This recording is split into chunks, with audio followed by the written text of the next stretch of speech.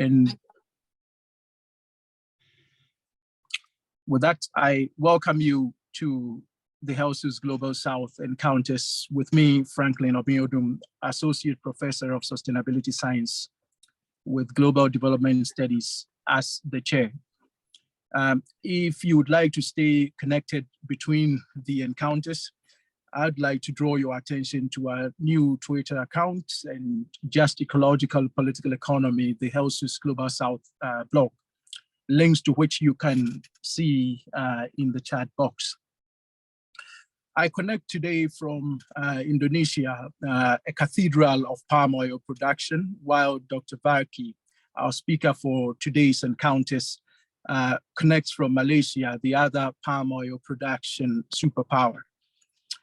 The audience or members of the audience are from all over the world, spaces of production and consumption of palm oil. So we have a perfect setting for today's Global South encounters. Staples theorists put the case for using a nation's staples such as palm oil to drive their developmental agenda. This is not mere theory. Many nations in the global north have used this compass. Indeed, Canada, the headquarters of the staples theorist, advanced its own prosperity that way. Some say Australia, a neighbor to both Indonesia and Malaysia, is another staples success story. So, should the Global South not also use this pathway to address the material needs of its peoples? Growth-oriented economists contend so, but environmentalists think not. For economists, justice is not the condition precedent, but growth is the condition subsequent. More palm oil production and trade, more growth, and more development. This triad recognizes the environmental challenge of haze and pollution. The solution, often reduced to elegant equations, has relevant implications, namely marketizing, privatizing, and modernizing the Global South through the use of carbon prices to make nations, firms, and individuals pay for their emissions. On the pages of the Jakarta Post, one economist paints a vivid picture of how the Global South can eat its cake and still have it, grow and still care for the environment. He draws inspiration from the science fiction, The Hitchhiker's Guide to the Galaxy, in which one character successfully makes his spaceship invisible, a feat previously unattained. When asked how he did it, he said he had simply hidden it as somebody else's problem. That happens in fiction, but in real life, people should fly, nations should grow, but every step should be taken to prevent the hiding of environmental footprint as somebody else's problem. Carbon prices and environmental markets can expose the trick and address the problem, according to these growth-oriented economists. However, as the geographer Kathleen McAfee has famously demonstrated, selling the environment in order to save it creates even more problems. But is the answer environmental fetishism, environmental determinism, environmental development aid, or environmental charity? Is this a contest between growth and degrowth, development or dependence, economy or environment? Is this another streak of ecological imperialism hiding in plain sight? Are a few southern elites hiding behind growth for their own privilege and power? Or perhaps is the argument for more growth in the South really a case of global North ventriloquy. That is to say, global North transnational corporations and governments expressing their own desires for more production, profit, and plunder, and disguising these as Southern interests. Unpicking and untangling these matters can be arduous and excruciatingly difficult. Doing so is certainly not my own forte. So I looked around the world for a prophet who would be able to do so. In every corner of the world, the recommendation I received was Dr. Helena Varkkey, our speaker for today's encounters. Associate Professor in Environmental Politics at the University of Malaya, Varkkey's insights have been sought by those far and near in the ministries and agencies, the media and academia, from the BBC to The Economist, from the Malaysian Ministry of Foreign Affairs and the Malaysian Academy of Sciences to the ASEAN Secretariat. Dr. Varkkey has been the go-to person of choice. Clearly a leader in this field, Dr. Varkkey is the deputy editor for the Malaysian Journal of International Relations, published from Malaysia, where she's based, and from where she speaks truth to power, to ecological imperialism, wherever it is in the world. She has maintained her independence regardless, publishing the highest level of scholarship on the theme in leading journals and books. She clearly bests the shared myth by both mainstream sustainability analysts and the Western left consensus that Southern analysts lack objectivity when studying the South. Indeed, Varkkey's book, a blockbuster, an all-time classic, The Haze Problem in Southeast Asia, Palm Oil and Patronage, has been described as bold, timely, and original by one reviewer, and strongly recommended as the basis for making a Hollywood movie by another reviewer, who points out that Varkkey so fearlessly tells an inconvenient truth that her book should be widely seen and discussed everywhere in the world. Varkkey is clearly the world's primus inter pares on sustainability transitions in the Southeast Asian palm oil sector. Incidentally, her topic for today's Global South Encounters. So welcome, Dr. Varkkey. Perhaps let's get right into your groundbreaking and agenda-setting work by beginning with your analysis, followed by questions and comments by all of us, and then you can respond. But for the audience, our practice is usually to mute our microphones, unmuting only when I invite you to do so. But you can send me questions in the personalized chat box. Over to you, Dr. Varkkey. Okay, thank you so much, Franklin. That was really, I think, the best introduction that anybody has ever given me before. So thank you so much. I'm very happy to be here to speak at my friend Franklin's series. And thank you so much to Franklin and his team for making everything run very smoothly. And hopefully today will be useful and interesting for everybody.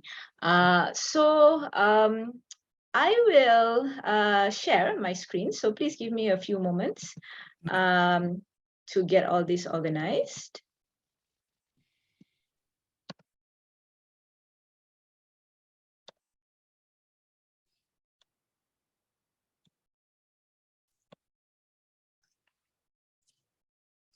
Okay, please let me know if that looks all right. If it doesn't, it's beautiful. Okay, thank you so much. So Franklin mentioned the Hitchhiker's Guide, and it reminds me of our time when we were studying together in Sydney. Franklin and I, we did our PhDs at the same period, and that was one of the books that I read many, many times during that time. So it was very nice to hear him quote that. Yeah, so I'm here to talk to you today about. Hold on. Sorry.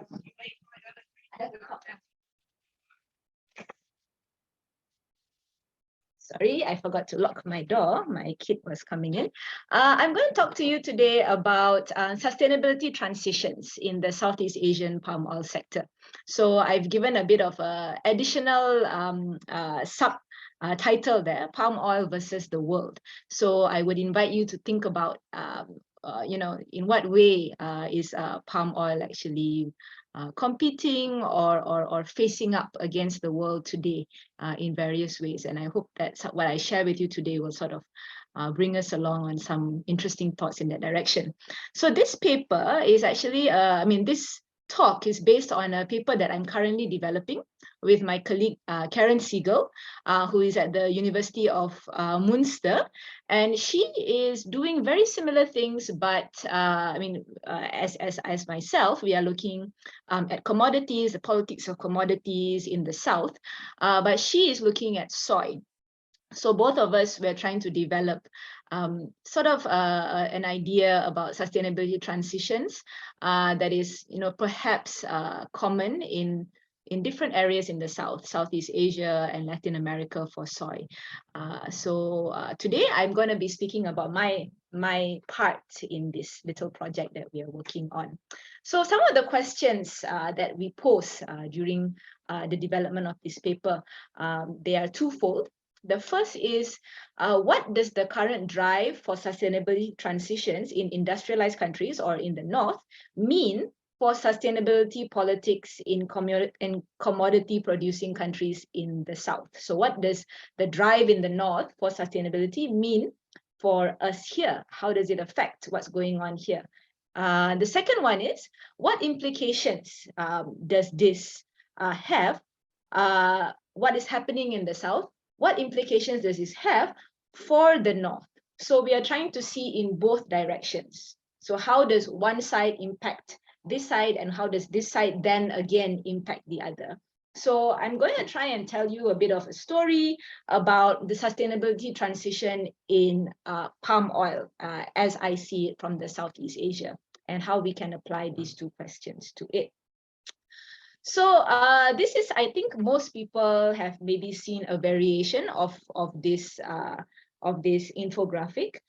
Basically, the message, which is very simple, is trying to communicate the idea or the fact that palm oil is not only the most used, the most efficient, and the most cheapest. Well, the most important part about palm oil is that its efficiency. It is the most efficient compared to any other vegetable oil that is currently on the market. What that means is that it actually takes less space to produce palm oil, significantly less space to produce the same amount of palm oil compared to any other crop. And because of this, it really means that anything that wants to compete against palm oil is really hard to do so, because it will just mean that more land will have to be used in any other oil. So this is the issue that we are sort of the blessing, but at the same time, it can be a curse for palm oil. Okay. And Southeast Asia is basically the central producing countries in the world. We are Malaysia and Indonesia are the biggest producers, and we have other countries as well, but very minor producers. The reason for this is because we are perfectly our weather is perfect for palm oil. Palm oil grows at a very narrow band of about 10 degrees north and 10 degrees south of the equator. Above or below that, it doesn't grow well, and Malaysia and Indonesia are right smack in this perfect sweet spot. So we have warm weather, we have wet all year round. Palm oil needs a lot of water, and the soil conditions are favorable for palm oil growth. So altogether, we produce about 88% of the world's palm oil. And in terms of the usage or the export, or rather who is importing our palm oil, we can see that actually EU is a very important player in this. EU is the second largest importer of palm oil after India. and Indonesia uses quite a lot of it locally. But for the big importing countries, we have India and we have EU, we have China. And so this is why the EU as a country in the north becomes a very important consideration when we consider the sustainability transitions for this sector. So this is the context in which I will be telling my story. So over here, we have the national key economic areas of Malaysia. This is from our latest development plan. As you can see, interestingly, palm oil has been identified as one of our key industrial economic areas. And even though we already have agriculture there, but on top of that, even more specific, palm oil has been named as one specific area. So you can see from here, this is not a small sector for us in Malaysia and in Indonesia. It is a major thing, and there has been long-term plans to sustain this sector for our development and for our prosperity. So it was identified as a national key economic area in Malaysia. And in Indonesia, likewise, it has also been identified as a strategic sector at the presidential level. And they have created various task forces and administrative bodies to oversee the industry in terms of marketing, sustainability, and all other things. And palm oil is actually the fourth largest component of the Malaysian economy, and basically its largest agricultural sector. It is our crop, basically our golden crop, which is sometimes being used to describe it. It's about 38% of our agricultural output and about 3 to 4% of our GDP. Likewise, in Indonesia, it is also its largest agricultural export, and it contributes about 5 to 7% of its GDP. So it's a major interest for both Malaysia and Indonesia economically, developmentally, and all this.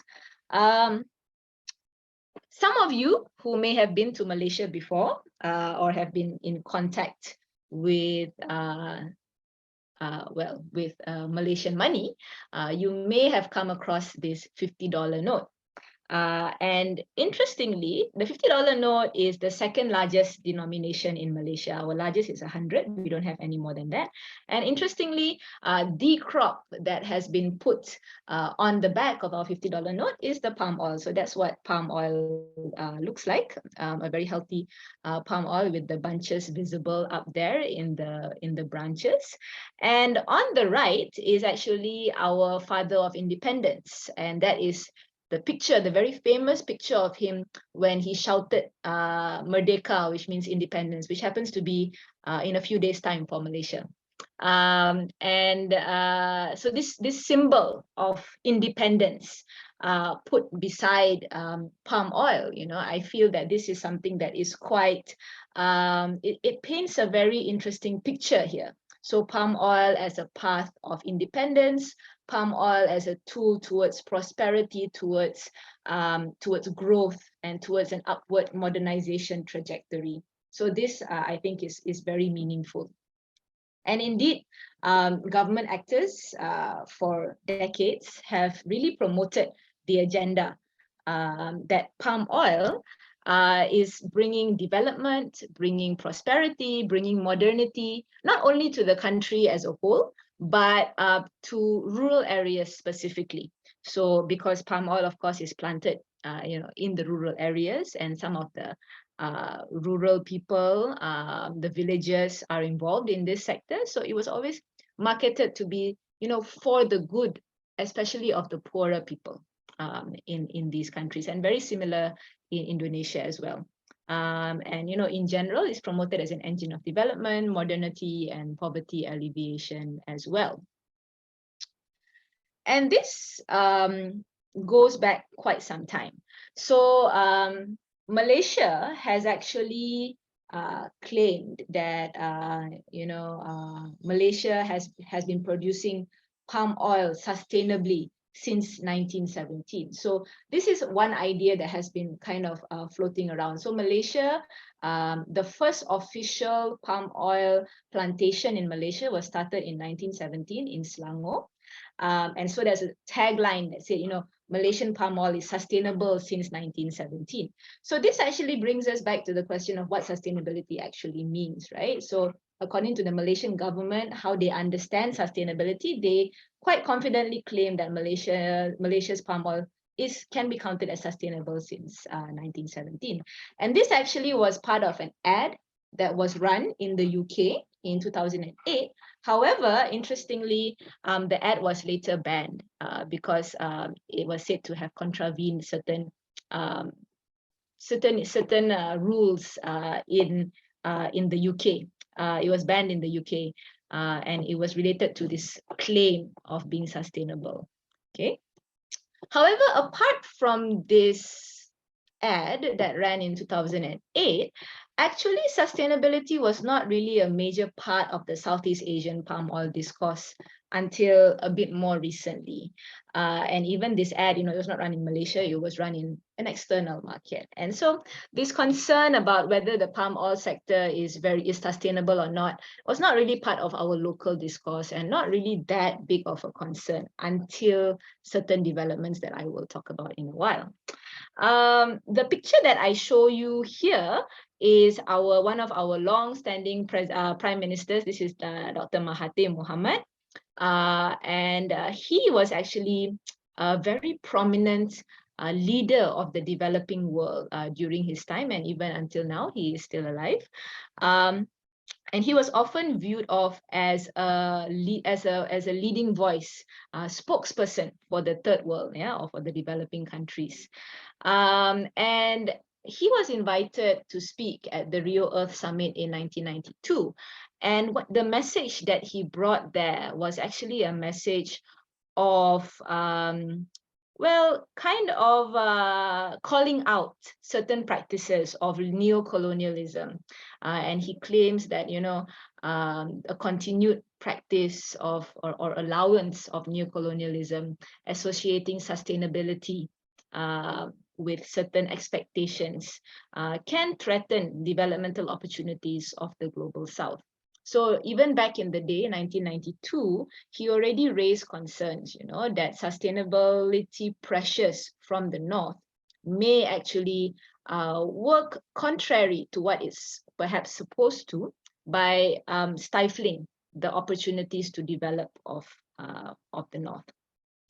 So, at this conference, a famous quote that he actually said was that, I quote this, now that developed countries have sacrificed their own forests in the race for higher standards of living, they want to preserve other countries' rainforests, citing a global heritage, which could indirectly keep countries like Malaysia from achieving the same levels of development.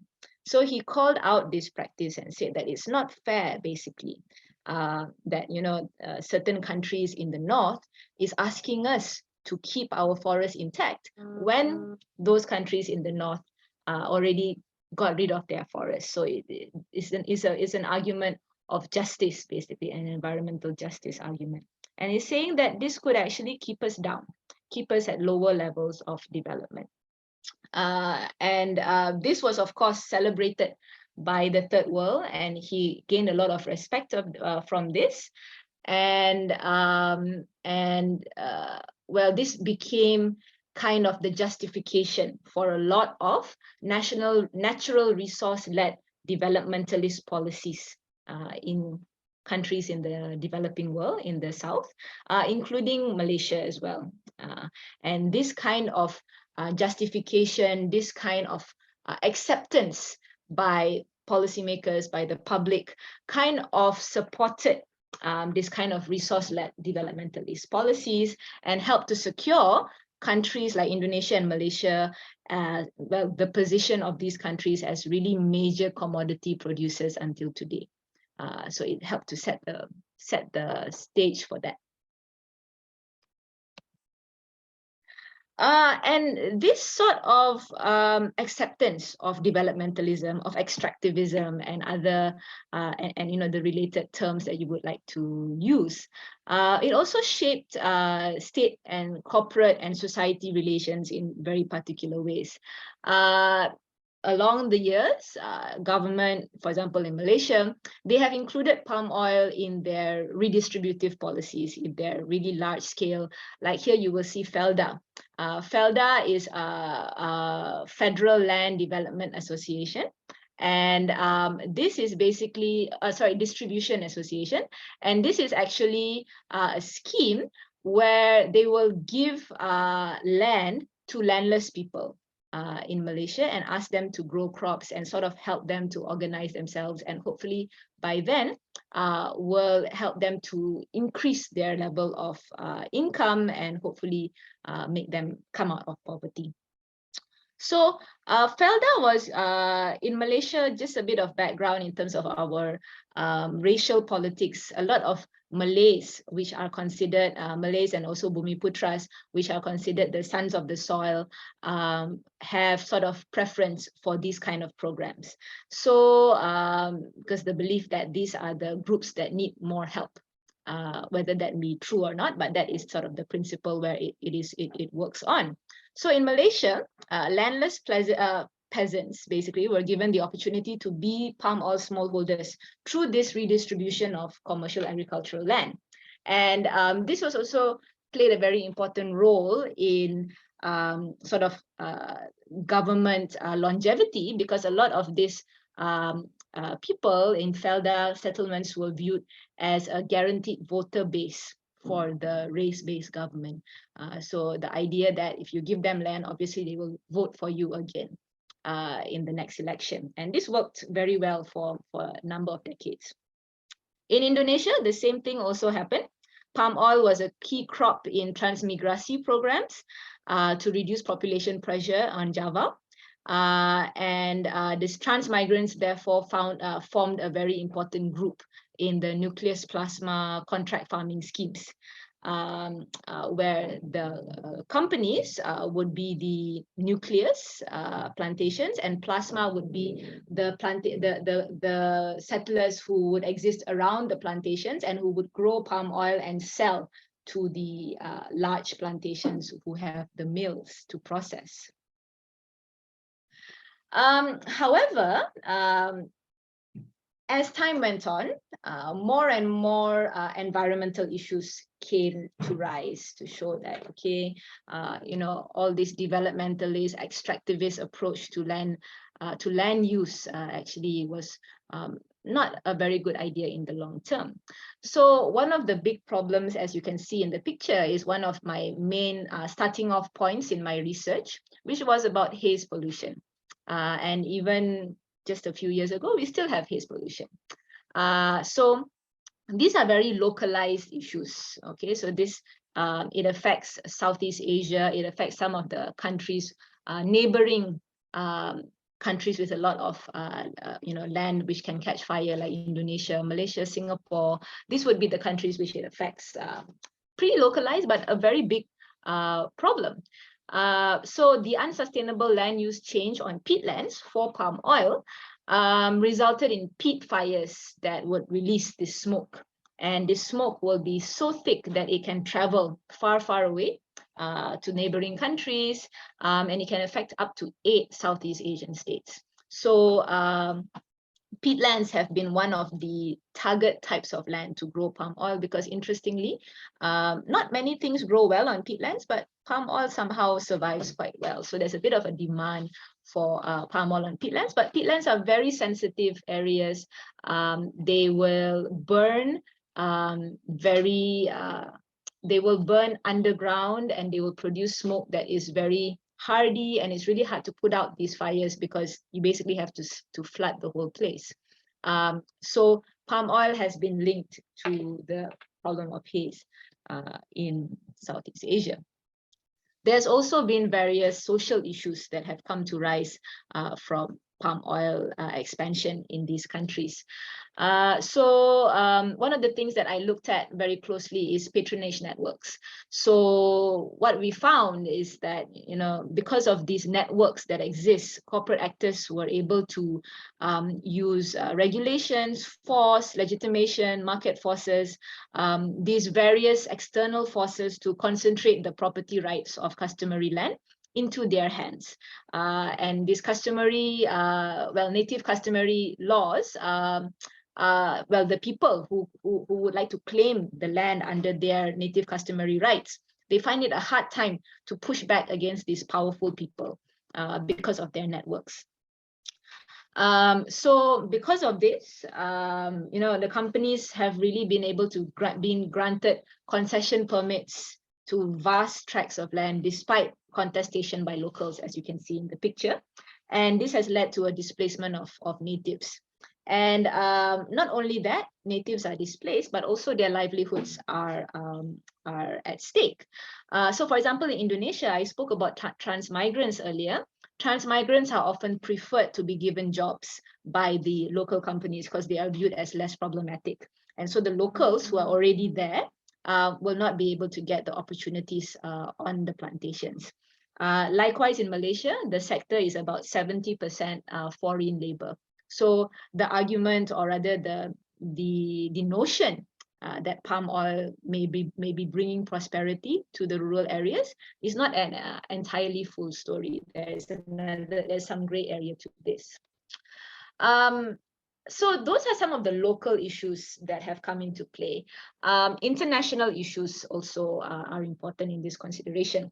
What I want to, or rather what our paper wants to explore is the difference between the local and the international issues, and how what we want to argue is that the international issues actually have been focused on, has been more influential in palm oil transitions, sustainability transitions, rather than the local issues.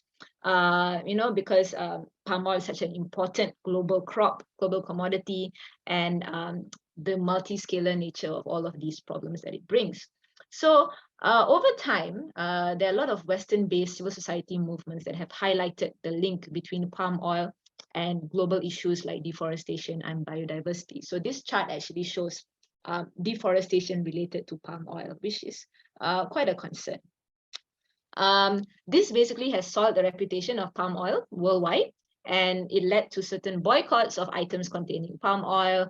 And there have been, some really targeted campaigns like this Killer Kit Kat campaign by Greenpeace, and also the Rang Tan advertisement, which some of you may have seen. Now is also banned. Interesting how a lot of advertisements related to palm oil has been banned. So this was some of the backlash from the north, so to speak. There has come a lot of global attention on human and labor rights, and this is again sort of a northern issue. In the south, it's quite normal for family farms to have children helping after school and stuff like that. So the definitions may be a bit different, but anyway, the issue of labor rights, of child rights have been publicized at the international level, driven by northern-based NGOs as well. So, for example, there was a report called Liberty Shared, highlighting forced and child labor issues in plantations run by Sime Darby, which is Malaysia's largest plantation firm. This resulted in some of our palm oil shipments being blocked from entering the US. So this is an obvious show of how this can actually limit market access. So Sime Darby has actually spoken back and said that, these are isolated issues. These are kids helping their parents, but there are still some underlying issues as well. So these Western critiques actually have somehow actually strengthened nationalist sentiment, both among the government and also among the public. And the narrative is actually to defend Indonesia and Malaysia's continued right to develop by way of extraction and continued right to access lucrative markets. So as you can see in the picture, this is an example of a protest by farmers, by small farmers, saying that this is unfair to us, that there's a lot of pressure from the international level asking us to change or not wanting to buy our palm oil.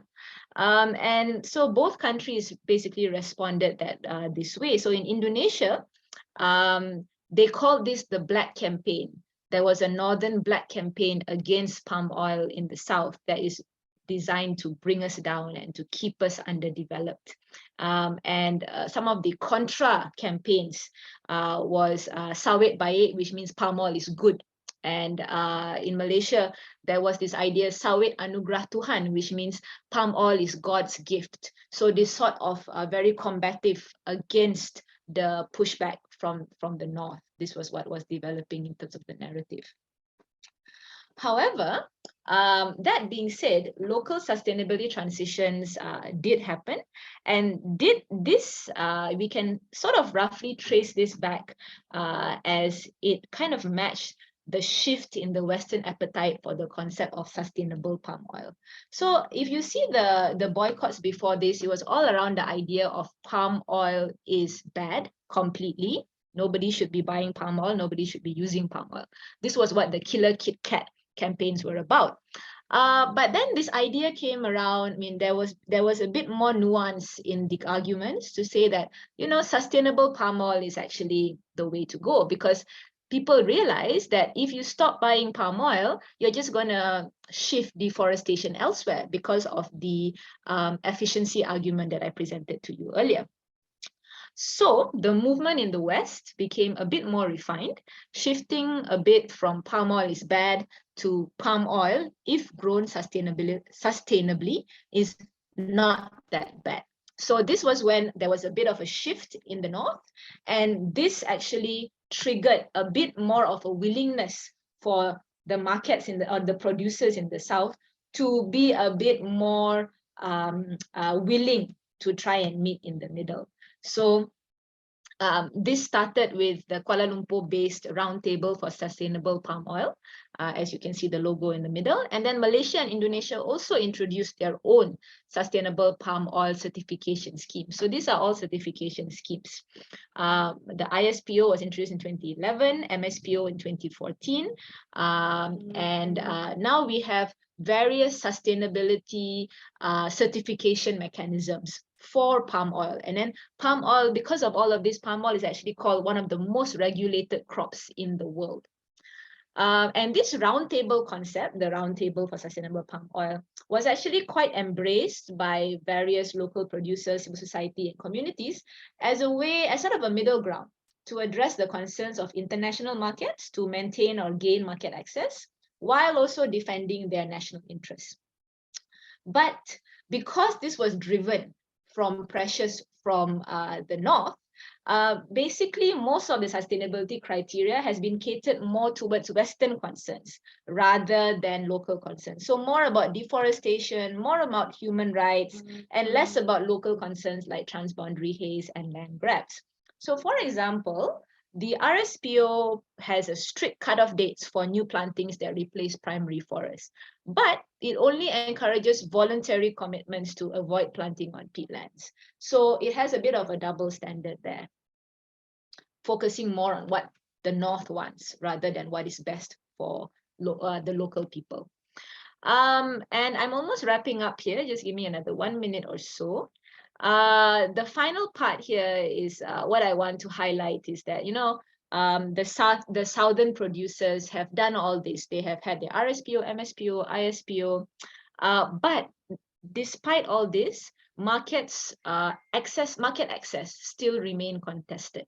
Okay, so even though there's a lot of RSPO certified palm oil in the market, only about 50% of RSPO certified palm oil is actually sold as RSPO certified palm oil, which means that sold at a premium, because it takes more money to produce RSPO certified palm oil, but not all buyers are willing to buy at this higher price. So the producers who actually have invested their time and money into producing RSPO certified palm oil, they are actually making losses because they are unable to sell all of their certified palm oil as such.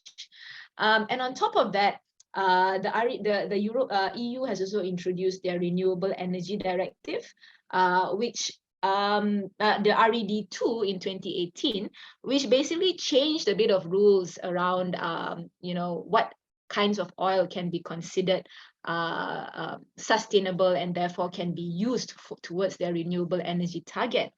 And palm oil, the way of the calculations meant that palm oil would almost automatically be disqualified to be counted towards this target. So what this means is palm oil would become virtually unmarketable within the EU member states because it would be more expensive than fossil fuels because of they're not able to get the red tax benefit. So it's a bit complicated, but basically what this means is that there are certain policy barriers that may block palm oil from coming into the EU in the future, in the near future, as biofuels because of certain calculations that do not consider what palm oil currently is doing as sustainable enough. All three of the schemes have applied to be qualified under EU RED 2, well, the criteria for imported biofuels, but they have all been rejected. So, you know, all of the effort that has been put in by the developing countries has, you know, still being seen as lacking by the buyer markets. So in conclusion, developmental narratives, which is contextualized within this ecological imperialism framework, has served to justify the extractive approach towards natural resource extraction in Southeast Asia. And this has also served to stifle or sideline localized environmental and social sustainability concerns. However, due to the dependence on exports, sustainability transitions have been shaped by the demands of importing states, which kind of match the more global concerns, as I have mentioned just now. The problem is the global markets have not kept their side of the bargain. They have not been buying sustainable palm oil, and there is a risk in the future of even more market closure, like with RED. So I view this as a very crude sense of ecological imperialism. We are expected to follow the expectations of the North, but we should not expect much from the North in return. So I think this is a problem that I will leave at that, and I would welcome some more discussions on this in our discussion session. Thank you very much. Thank you so much, Helena, for your very thought-provoking talk. Your use of the $50 note is definitely original, and I can see myself encouraging students to follow this very novel way of presenting complex political, ecological, and political economic analysis. I will use my position to ask a few questions before I open the floor. Two of them I consider burning. And I use burning advisedly, knowing that we are talking about palm oil here. Please, why or how did you get into palm oil, the research on palm oil production and distribution, or the politics of palm oil production, or the environmental politics of palm oil production, and why have you remained so much in this field, passionately involved in investigating every aspect of this field? Yeah, thank you so much. That sometimes is a question that I sometimes find quite surprising in itself, because I did not set out to study palm oil, as I think a lot of us do that when we start looking into an issue. It kind of takes us in whatever path that the data tells us. So I started out in my PhD studies with a very simple sort of objective, was just to figure out why haze is not going away in Southeast Asia. Why do we keep having haze again and again? So my first year or so of my research, I was trying to ask this question: why is there haze, and what is the problem? Why can't countries address haze and work together towards haze? And more people, when I spoke to them, they said, look at palm oil. Palm oil is the problem. Your answer will be in the palm oil sector. You have to understand palm oil for you to understand what's going on in haze. So then I realized that actually I was asking the wrong questions. It's not about why haze is occurring, why countries can't solve haze. But there's something actually underlying that, which is about land use change related to palm oil. And that's when I basically sort of changed my direction. My thesis became less about the inability for ASEAN to address an environmental issue effectively, to actually looking at what were the on-the-ground political economy issues related to a crop that was basically driving what do you call this, change around Southeast Asia, land use change around Southeast Asia. And a caveat here, I started researching this 2009. There's been a lot of improvements, a lot of developments across the years. When I started researching, fires were still very commonly lit purposefully. But I think it's great that I can tell people now that there's been a big shift in the industry. We don't really have that much fires that are purposefully lit anymore, which I think it is a real impact. It feels that I think a lot of us who have been researching this and working on this, I think this is something we can be proud of. The visibility that has come around, not only NGO attention, but also scholarly attention, has really reduced the space for corporates to do whatever they want, basically. With regards to fire, but there are still underlying issues. For example, just the fact that peatlands are still used and stuff like that. But I won't go too much into that. But the second part of your question is, why have I stuck with this theme? So again, it's an evolving thing where I've looked at the problem very much from a regional perspective.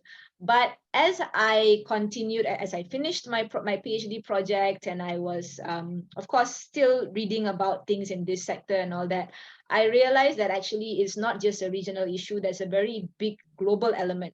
And it happened to be that at the time, the global politics about palm oil was really taking off. And this issue about how palm oil is contributing to deforestation, how it is linked to climate change, how it fits into the global supply chains, how it compares to other vegetable oils. There's actually so much things that makes up palm oil politics. And I think now, where basically the past 10 years or so, it's really shifted from the regional to the global, or rather there's sort of both sides to this story. And there's so much interest even from the north as well. A lot of studies are coming out. So palm oil has really remained as a hot topic all these years. And I think there is really so much more for me to think about and for me to write about. So that can kind of explain why I'm still looking at this until today, which is not so long, it's about 10 years only. Thank you for your inspiring responses. I think the floor is now open, and I now invite questions from members of the audience. I have other questions, but I think it's now time to ask others, invite others to ask any questions they may have. So you might do this by simply raising a hand or making a comment in the chat box. Well, I see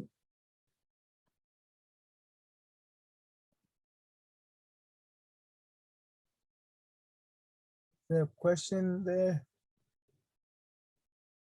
No, I think some. Yes. Sorry, Dr. Franklin. There's a question, but I didn't see the hand. Yes, please go. I'm so sorry. I was trying to click. It's taking me longer than expected. Please go for it. Just introduce yourself and ask the question. Okay, my name is Adam Babagana. I'm a PhD student at Dusha University in Kyoto. Yes, thank you very much, Dr. Helena, for your fascinating presentation. It's refreshed my memory of my first-hand experience with the haze in Kuala Lumpur, sometimes between 2014 and 2016. I recall that at some point it can get worse to the extent that schools will have to be closed, I think, for some days. it was a very strange experience for me, I must admit. What I want to just raise is with regards to coordination between, or rather among, the Southeast Asian countries, especially the big players in the palm oil, Indonesia and Malaysia. I was wondering, how are they responding to these global palm oil politics? How are they responding to this current and future challenges associated with the sustainability question of the palm oil? Thank you, Dr. Salema. Thank you so much. That's a really good question, and it's something that I have been looking into recently as well. So obviously, it's a really important and quite obvious question in the sense that, of course, we have these two big players who are basically dominating the market. So there should be some power there between these two, and if we can coordinate, we can actually put some pressure, or try to make some demands upon the Western or the Northern countries who are sort of making demands upon us. So, traditionally, Malaysia and Indonesia have seen themselves as competitors for palm oil. So, for example, Malaysia likes to kind of promote that, we are more sustainable than Indonesia. And, we have better technology. We can produce higher yield than Indonesia. And it's not surprising, we have smaller land, so we have to kind of learn how to make things more efficient compared to Indonesia, which just has lots of land. So traditionally, this has sort of been the competitive spirit between Indonesia and Malaysia. But, and this was when there was not too much sort of pressure from the North and threats of closure of markets and all that. But recently, since basically the announcement of the new RED 2, Malaysia and Indonesia has started to coordinate, to cooperate in terms of trying to align their arguments, trying to align their strategies against the EU. There has been joint diplomatic missions to the EU to address palm oil and within RED. There has also been the creation of the CPOP-C, which is the Council for Palm Oil Producing Countries, which were created by both Malaysia and Indonesia with the objective to align the MSPO and the ISPO to make sure that both of the countries' certification systems go on the same path. So that means to standardize the definition of sustainability between the two countries so that it will be easier for them to argue at the international level. So there is this form of, maybe still in the infancy stage, but it is happening. I think the countries do realize that they may need to really work together in this sense. But that being said, because both countries have place such an importance on market access, sometimes they can kind of forget that they're supposed to cooperate and kind of get a bit sidelined. So, for example, that day when was it China or India? I'm getting confused now. But basically, when Indonesia stopped exporting palm oil because they had a shortage internally, Malaysia actually took advantage of that and said that, okay, now we can really go all out and try to capture more market in China, in India, because, Malaysia is stable. We don't change our policies overnight. You want to have a constant partner for palm oil, buy from Malaysia, because we are not like Indonesia. We won't just suddenly decide to stop exporting. So they do have this traditional sort of competition coming out, but there indeed has been a bit more push. Interestingly, my last point I want to make here is that even though palm oil is such an important crop, not only for Malaysia and Indonesia, but also for other countries in ASEAN, Thailand is the third biggest producer, Philippines is catching up, and there are other countries. ASEAN itself has not been very coordinated over palm oil. So this is an area, I think, a potential area that ASEAN can work on to try and, really bring things together and maybe have some role to try and help in terms of balancing against the EU. So this is something for the future. Right. Thank you very so much, Adam. Yeah, thank you so much. I think Kim has a question. Thank you so much, Dr. Sir. Okay, I'm Kim Yrjälä, and Yes. I'm doing research in tropical peatlands in Malaysia. And I have joined, I have Kim, been. Sorry, Kim, you are welcome to turn on your video at this stage if you so wish. But yeah. Okay, sorry. It's up to you, though. Yes. Yeah, okay, sorry. Yeah, so I'm really interested in, sorry.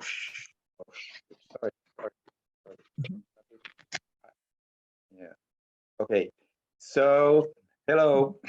Yeah, I'm interested in these certificates that they are trying to certify the Malaysian palm oil. And I realized when I visited this Malaysian Palm Oil Board big meeting, I think 2 years ago, I understand how big thing this is for Malaysia. And now my question to you, I mean, thanks for a wonderful talk. I mean, so nice. I got all kinds of thoughts from here, but I would like to ask you that, do you know anything about the Malaysians should be able to improve these certificates, I think, but now you're told that the EU is still not, think it's good enough, but still how to improve the sustainability of palm oil production. So do you know now that, do they really, have they stopped completely to cut the rainforests in Malaysia, not to make new plantations? I mean, in practice, I mean, they say they don't do it, but do you have any figures or anything?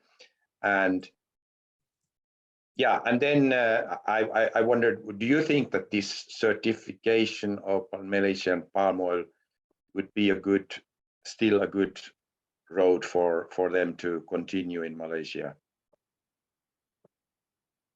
Okay, thank you so much. Very good, complex question as well. And I think in terms of whether or not there has been a stop in deforestation, so for palm oil.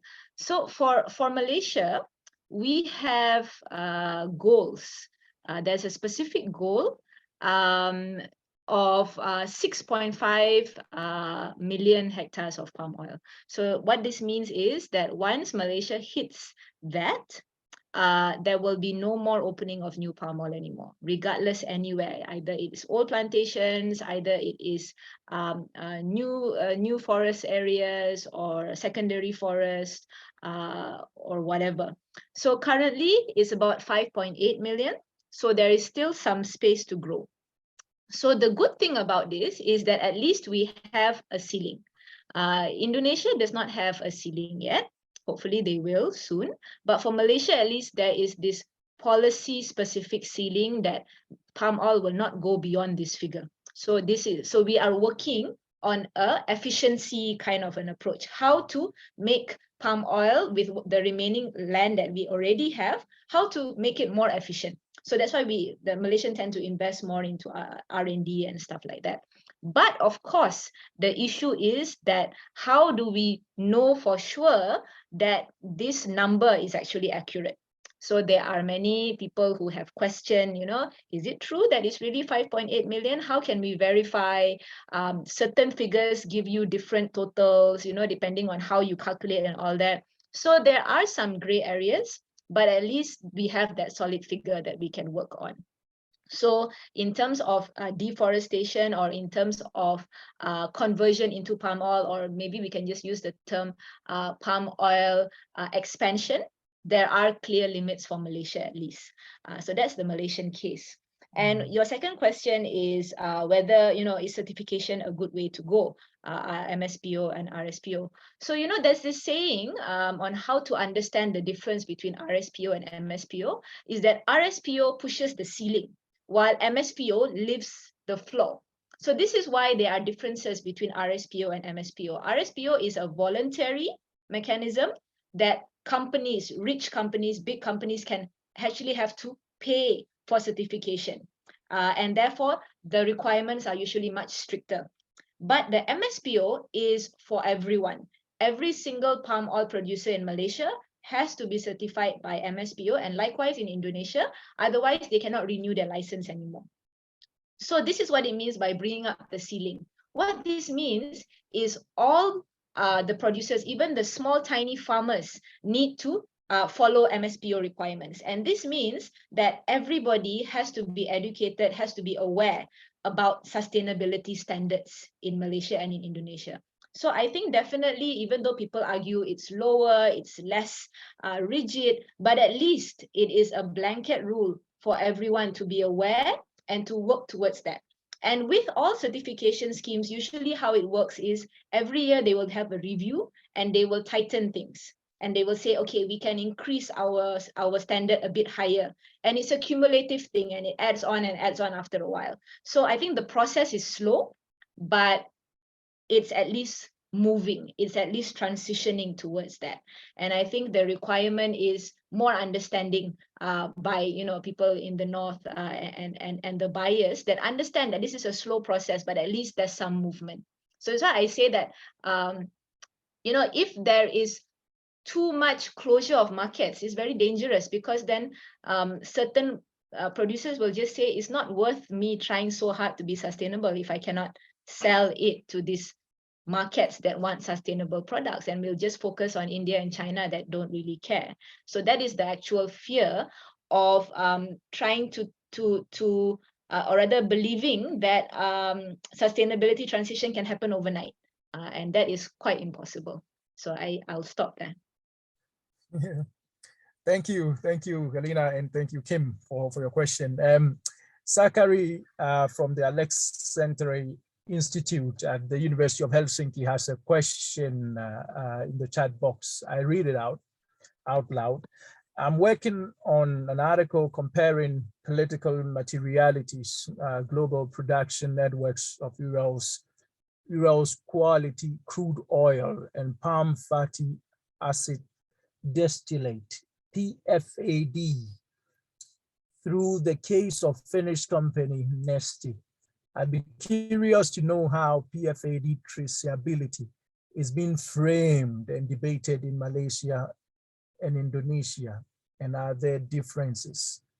Is this something that you work on, or it's different? Is it better for Zachary to write to you separately, maybe? Yeah, it's a bit too specific, and I believe this is a bit more related to the downstream supply chain, so Right. beyond the plantation stage. So I'm so sorry, Zachary, I cannot give you an answer to that. But I think just at the last part about traceability. So traceability is something that I've been looking at, and maybe just a short word on that.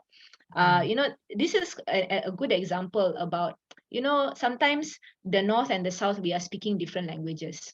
Sometimes, maybe traceability is something that is very normal, is very widespread in certain countries in the North. And sometimes the North cannot understand, why is it so difficult to just do traceability in the South? Because we've been doing it for ages. But, there's particularities about the crop, the particularities about the processing, the process. You cannot run a mill unless it is full. If not, it won't be efficient, which means that you need palm oil bunches coming from maybe 10, 20 different plantations to put into the mill so that it can even start running. So you have to be able to trace all of these different plantations going into the same mill. It is very difficult to do. So sometimes there is a lack of understanding between the peculiarities, and like they're speaking different languages. So just a bit speaking to that traceability issue. So there's definitely that challenge of the specific crop. And different crops would have different challenges on traceability, and it's not a one size fits all kind of thing. Right. Thank you so much. I think the last question I think will be asked by Barry, my colleague in Global Development Studies. Barry, you are welcome to ask your question. Yes, thanks. And thanks, Helena, for that talk. I did learn quite a bit. You highlight a whole number of very important tensions in this whole problem. It's not it's not an easy, simple problem. It's extremely complex. So I thank you for bringing that out. But I came away still wanting to ask, I mean, what's your sense of the meaning of sustainability here? I mean, you know, you mentioned that there's one kind of rhetoric in which tied to developmentalism and continuing specialization in natural resource-led development or primary commodity-led export-oriented development strategy. That, you know, sustainability means that you can sustain the crop, sustain the markets, sustain the growth, sustain, as Franklin was saying, you know. But it maybe you indicated that Malaysia is setting a standard as a kind of leader of what sustainability could mean or should mean. But I was still a little unclear about exactly what you think it means right now in practice, given what's been achieved. So that's one. I know it's a very broad question, but the second part is like on the regional level. You showed a chart that showed that global demand for palm oil basically tripling, I think, or close to tripling in the next few decades. Well, that implies an enormous increase of the use of land, however efficiently it's done.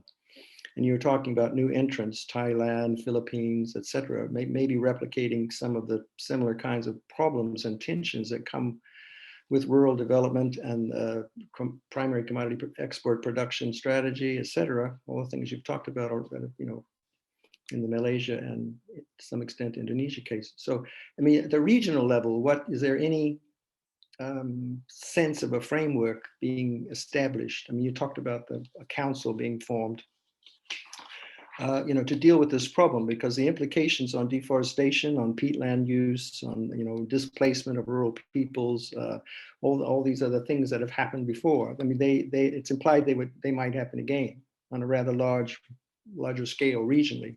And meanwhile, in terms of deforestation, pushing the parameters again to eliminate a great deal more forest across the region as a whole to meet this global demand, assuming that there would be market access.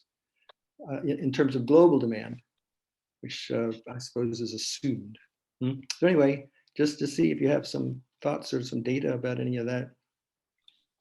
Okay, thank you very much. I think these are all really lovely points for discussion if we can sit down and talk about it more. There's a lot of things to explore on this, but I'll try and just briefly address, I think there were two basic points that I can try and address here. So what does sustainability look like? Yeah.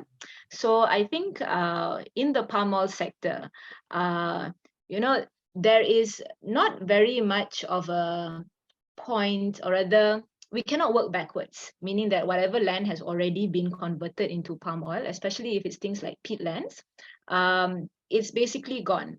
There's not much way to rehabilitate them. The science on that is quite negative, unfortunately. So basically, what I would see as sustainable is to stop what is currently already being converted and manage it properly. And like I said, put more effort into R&D and intensify. So there's this idea in whether you want to intensify or whether you want to expand.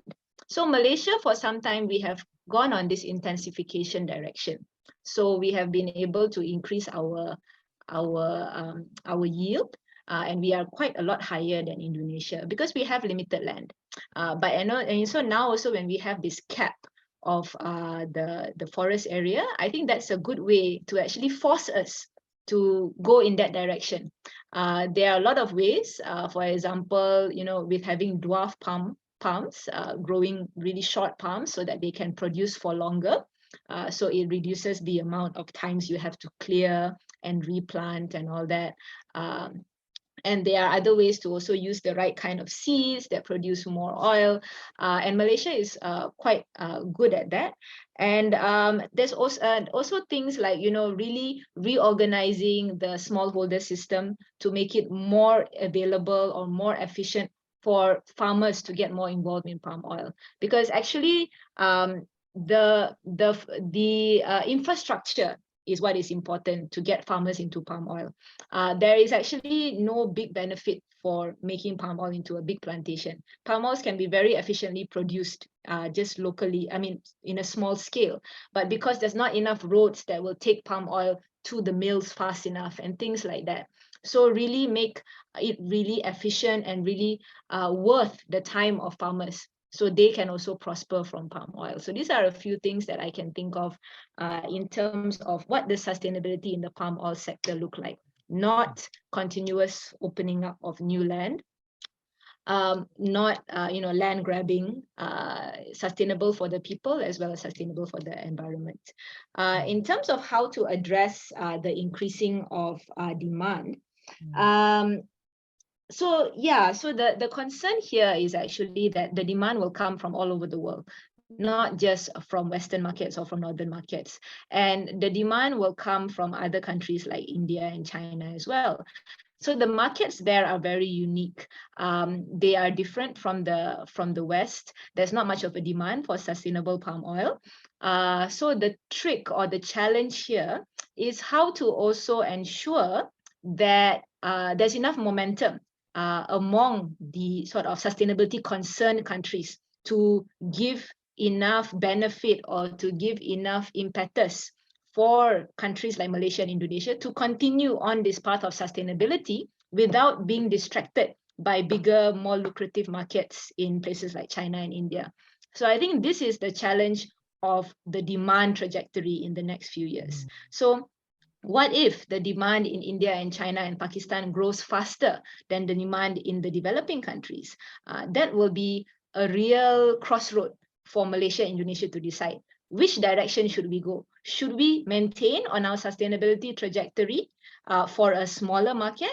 Or should we just, cut our losses and go towards the less sustainable markets, which is easier?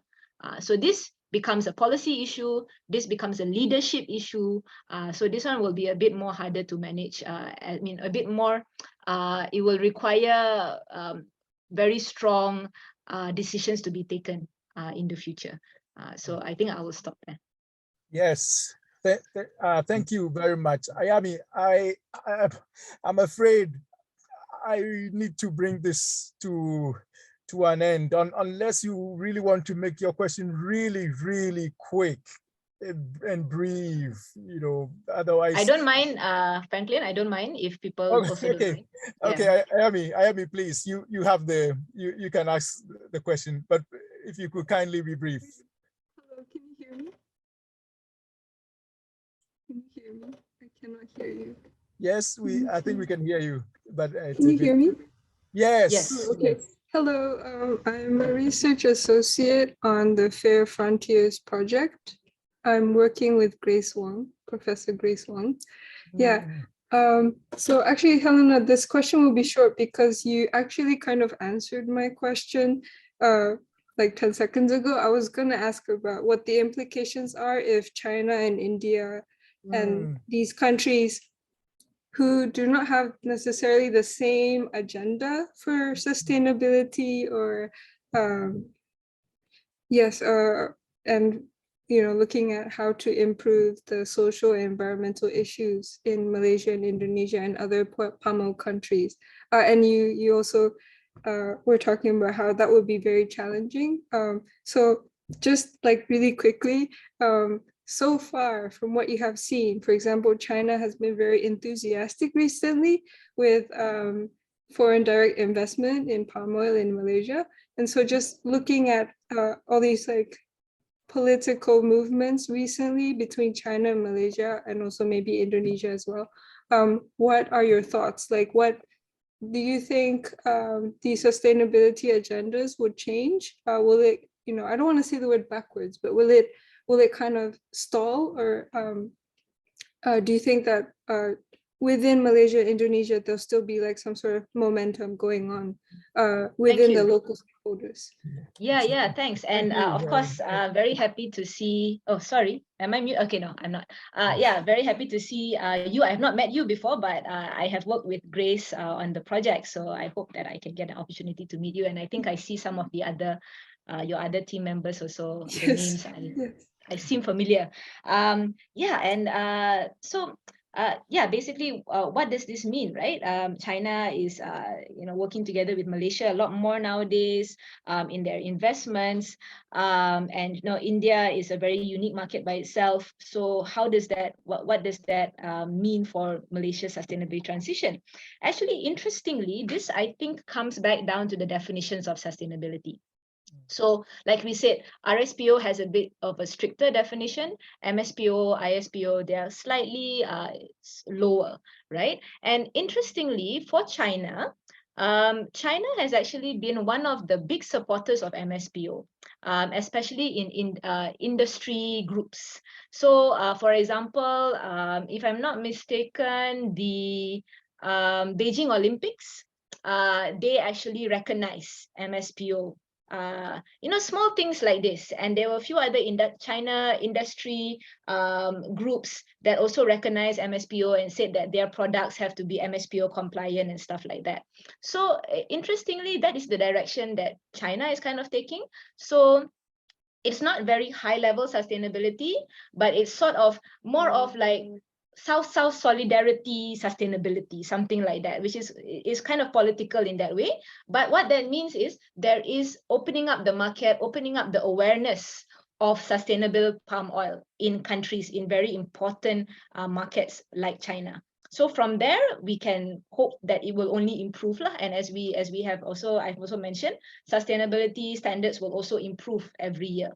So it does not mean that China and India are totally uninterested in sustainability, but I think they have taken a much more softer route, a much more strategic route. We support you in this highly political issue, you support us elsewhere, something like that.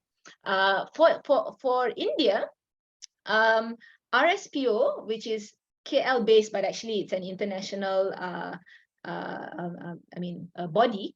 RSPO has been very, very active in pushing the sustainability agenda in India.